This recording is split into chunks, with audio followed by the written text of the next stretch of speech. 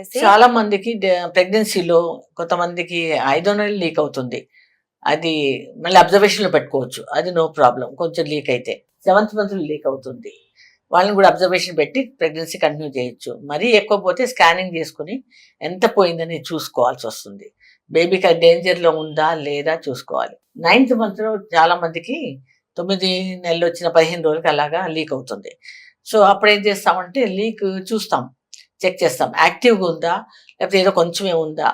యాక్టివ్‌గా ఉండి అది క్లియర్‌గా ఉందా? వాటర్‌లా ఉంటే అది డేంజర్ కాదు. అబ్జర్వేషన్‌లో పెడతాం. డెలివరీ ప్లాన్ చేస్తాం. సిజేరియన్ చేయాలా? నార్మల్ చేయాలా? ఫైండింగ్స్ బట్టి గర్భసంచి మూతి అంటే సర్విక్స్ ఎలా ఉంది దాన్ని బట్టి చూస్తాం.